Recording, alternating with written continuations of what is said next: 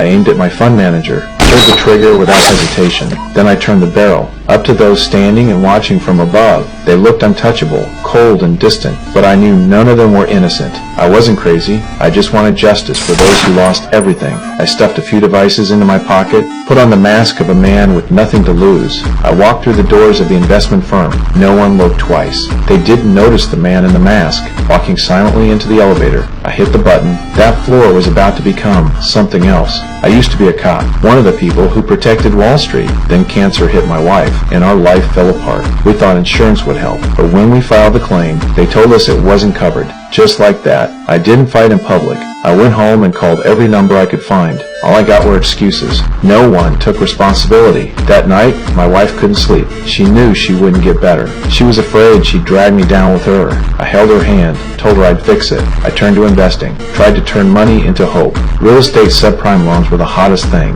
The broker made it sound like a sure win, so I took the risk. I signed the papers. A few weeks later, I got a bill for $60,000. Not only had I lost everything, I was told I owed more. I snapped. I called that fund manager again and again.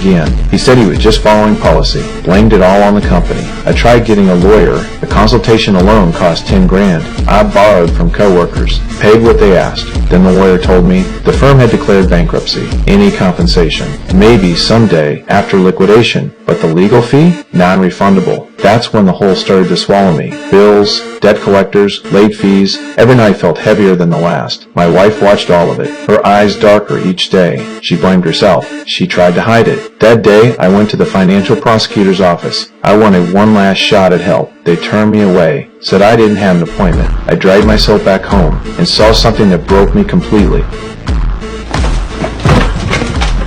At the funeral, I cried like a child who lost his whole world. Back at the precinct, my boss found out about my finances. He had no choice but to let me go, but he didn't walk away. He handed me a stack of cash, didn't wire it, said banks might freeze my account. I took the money and made a decision. I was going to deliver justice myself. I found the financial prosecutor. He was laughing with a bunch of brokers. When he stepped out to take a call, I approached him.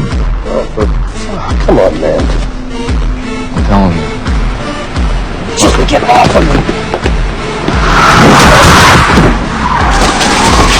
Then I disappeared. 2 days passed. No news report. No alert. They called it a car accident, and I realized two things. First, people like to never care who dies. Second, revenge feels too good. That's when I knew. This was justice. I made a list. The fund, the insurance firm, the bank, all of them led me to ruin, and the man at the top. The one who started it all was the